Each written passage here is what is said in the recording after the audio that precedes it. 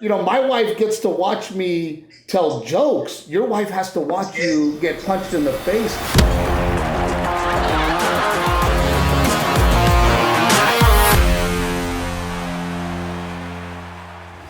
Hey, this is Steve Treviño, and this is Sports, Marriage, and Comedy, and I am here with Anthony Dirrell, who is fighting February 27th. Anthony, how are you, man? I love that it says world champ, baby. That's got to be you're always the champ. How great does that feel?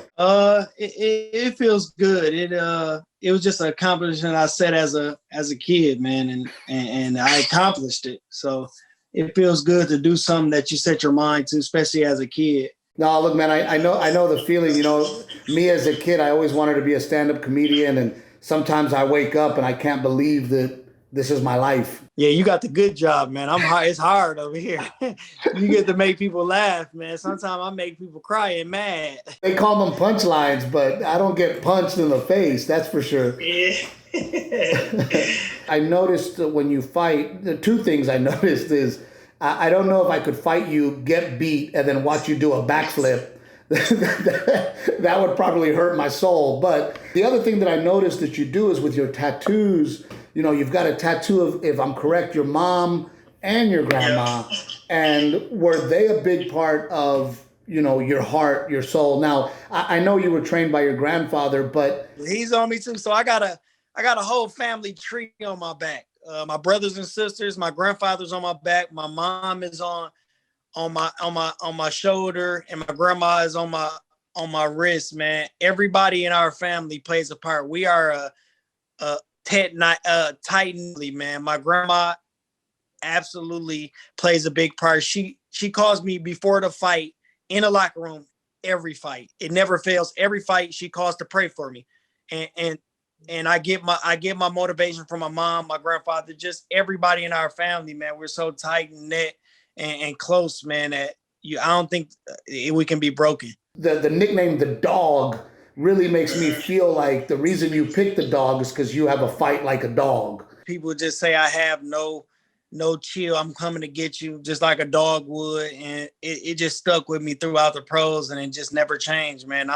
Like I said, I'm grateful to be in this opportunity that I'm in now. Do you think, and you don't have to answer this, but do you think that Canelo Alvarez has any business in your weight class? Nope. I mean, he fought Callum Smith wasn't nothing to me. Rocky Fielder, I think that's his name. Yeah. He wasn't. He sat down too, but I just think he needs to fight a real super middleweight. I don't think he really did that yet. You have survived cancer. You survived a motorcycle accident. But my big question is, are you surviving your marriage? Gotta survive that, man.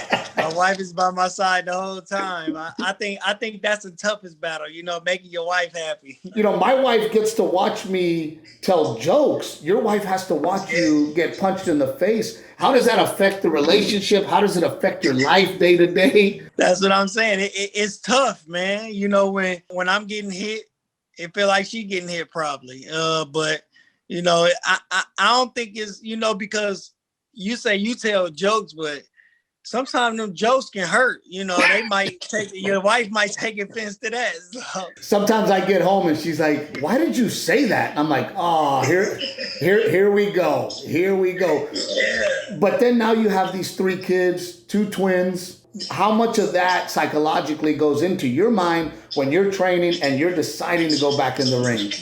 It's just, I do it for them. Like, I honestly do it for my family, my wife and my kids, man. That's my motivation. I've been away from them for 3 months, man. I don't even know how my wife is still with me that I'm gone so long. You know, me traveling keeps my marriage together because we have an opportunity to miss each other. You know what I mean? Yeah, that too. But shit, you know, your wife got needs too. Lucky that they make FaceTime. So I FaceTime every day. I see them every day. But it's nothing like holding them and, you know, getting a big kiss. Now to comedy. Who's your favorite comedian from the past? My favorite comedian from the past, probably Eddie Murphy. Oh, I see. I thought you were going to say Richard Pryor for sure. I haven't watched a lot of Richard Pryor, but Eddie Murphy, I watched Delirious. It's one of my favorites.